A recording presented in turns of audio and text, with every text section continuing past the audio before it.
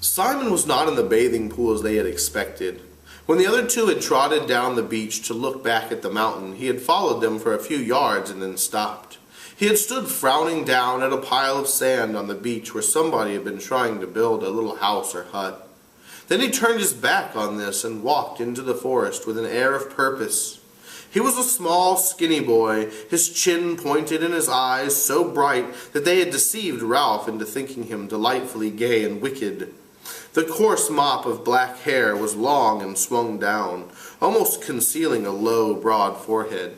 He wore the remains of shorts, and his feet were bare like Jack's, always darkish in color. Simon was burned by the sun to a deep tan that glistened with sweat.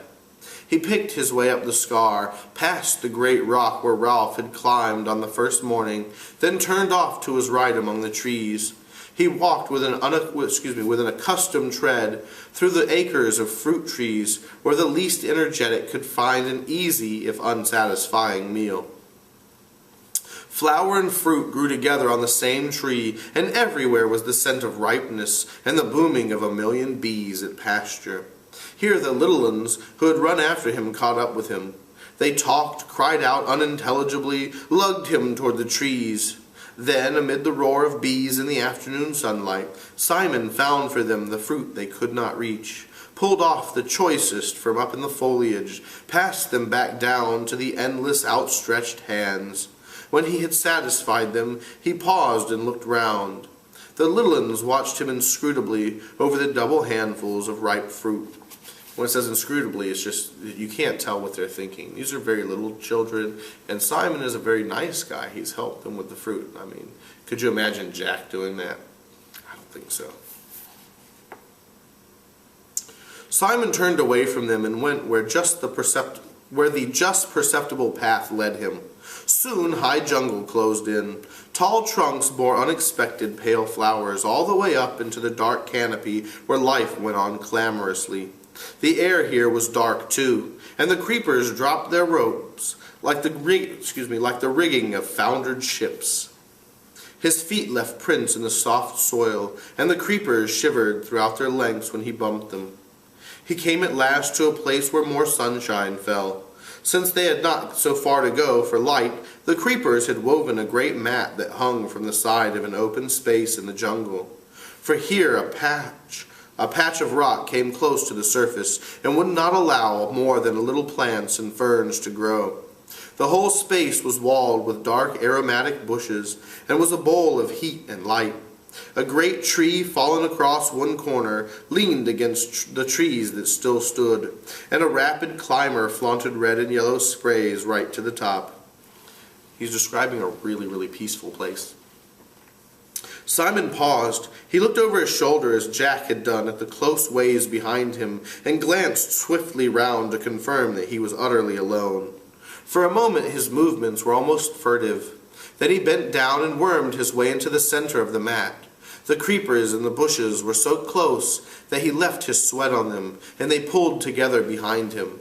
When he was secure in the middle, he was in a little cabin screened off from the open space by a few leaves. He squatted down, parted the leaves, and looked out into the clearing. Nothing moved but a pair of gaudy butterflies that danced round each other in the hot air. Holding his breath, he cocked a critical ear at the sounds of the island. Evening was advancing toward the island. The sounds of the bright, fantastic birds, the bee sounds, even the crying of the gulls that were returning to their roosts among the square rocks were fainter. The deep sea, breaking miles away on the reef, made an undertone less perceptible than the susurration of the blood. So it's almost like he's as far away from the ocean you can get, like he's like right in the middle of this island. Simon dropped the screen of leaves back into place. The slope of the bars of honey-colored sunlight decreased. They slid up the bushes, passed over the green candle-like buds, moved up toward the canopy, and darkness thickened under the trees. With the fading of the light, the riotous colors died, and the heat and urgency cooled away.